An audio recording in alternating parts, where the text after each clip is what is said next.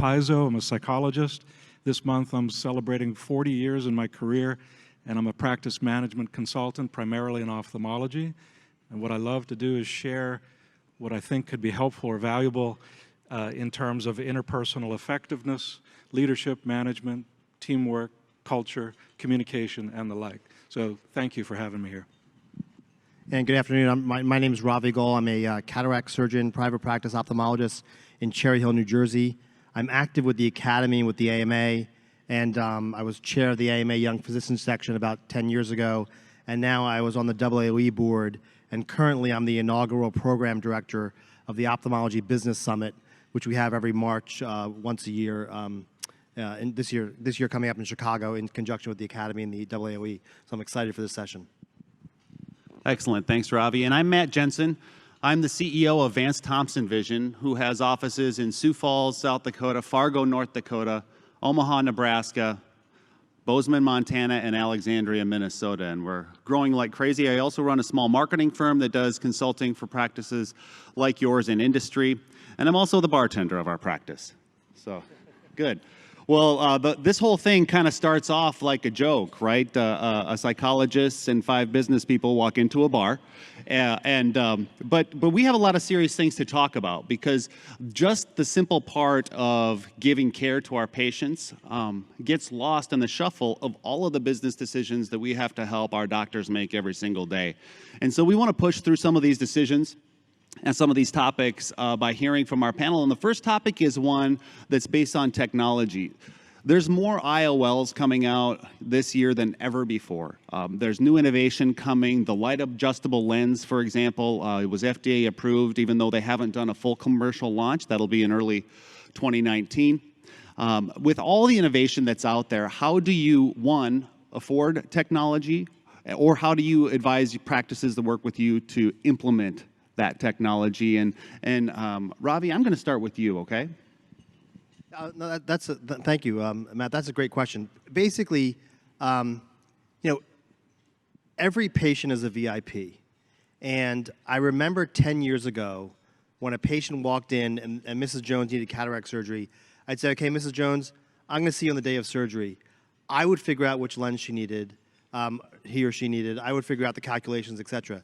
Now the lane time and the patient experience has become much more important, because there are new technologies that have entered ophthalmology which have now become the part of the standard of care. So, the question about whether or not a cataract surgeon should be using toric IOLs or advanced intraocular lenses, that question was answered about 5 years ago or 7 years ago. So it's no matter what the patient's insurance is, no matter what the patient's background is, I personally don't judge my patients. And you have to present every technology to every patient and cater your recommendations to the individualized patient. So it is a large investment of time.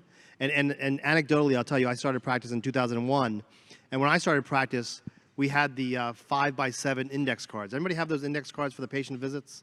It was like a piece of paper cut in half. It was an index card, because the practice I joined started in the 1930s, and there's still an award at Wills Eye Hospital for the original founder of the practice. So we have evolved as a profession, and will continue to evolve. So I think that every patient has to be afforded, given the opportunity, to use these new technologies. Spencer, how about you? You work in a big multi-site practice. You've come from outside of ophthalmology, and within the last 5 years now, you've taken ophthalmology by the horns. Your program has a philosophy, I believe, of all laser cataract surgery for everyone. Talk to me about, one, how do you implement something like that, and two, how do you change off of it if you need to in the future? Thank you. Obviously, it has to be something that is has been defined as a technology that's going to help our patients and is going to be a significant increase in the user experience. And then economics have to come into play, and we have to ensure that we can do it economically and on a large scale too. There are fun things that we can do that we can supplement, but unless the economics make sense, it's kind of out the window. So then being able to bring in our teams, implement the workflows, implement the different ideas, and really establish the messaging behind what those different items are. All cataract surgery, all femto cataract surgery, something that we've taken by the horns. We were able to negotiate a great deal, which allowed us to be able to do that, first of all, and we believed in the technology, still do. And we've experienced really great outcomes and really measurable increase in outcomes in our practice to be able to promote that. So as we've been able to do that, we've been able to then in turn market that and make it a culture within our organization as well. So. Great, and I'm just going to, as a point of order, have all of our panelists make sure we just hold our microphones nice and close. So Philip, you're a consultant to practices and help them optimize. You probably have advised practices on new technologies that help or hurt the patient flow. What are some of the pearls you have as to how a practice should consider new technology? Well, I haven't advised them with regards to technology to hurt their flow. I'm just kidding. Actually, the component that's really key, and generally I take the approach that Spencer talked about, was the economic aspect. Obviously the first part is it going to make sense for the patient? Is it going to propel outcomes, et cetera? But then the outcomes, and then the economic component. But so since that's been talked about, I thought really I would talk about really at that point, what's really important is education. So the education process for everyone involved with regards to that particular technology. So first, let's start with the patient and the patient journey. And the patient's journey doesn't necessarily start in your practice. It starts wherever they're going to be hearing about whatever offering for eye disease prevalence takes place. It could be from an optometrist. It could be from a primary care. So we want to map the patient journey and ensure that there's an educational component with regards to that technology throughout that patient journey. So then for you, as your practices, now you say, okay, within my practice, what does that education process look like? Who's involved in doing the educating, and what does that education look like in terms of its tactical execution, like collateral or videos or whatever the case may be.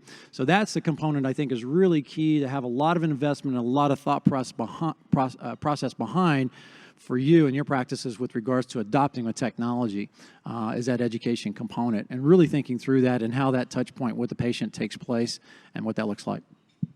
That's a great point, Philip. And one of the things that our doctors say is that the marketing itself is the first step of informed consent, right? And then patient education rolls into that as well. And you referenced the materials. Craig, you talk to a lot of doctors and help coach them on how to make better decisions. And one of the things that I'm wondering from you on the topic of technology is, there's certainly barriers to adopting new technology. There's costs, there's flow. How do you get doctors over the hump of wanting to invest in the right things? Yeah, that's really a great question, and I do have those conversations occasionally, at least.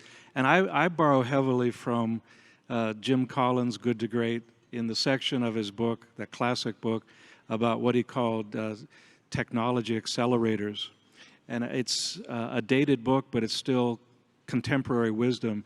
What he warns is not to go after the latest shiny new thing or follow a technologically based fad, but instead to have ideally a clear, written, well-crafted strategic plan that includes the strategic, appropriate, effective use of technology to be part of your success formula, as opposed to those who invest in technology for whatever reason and allow it to be essentially the tail that wags the dog.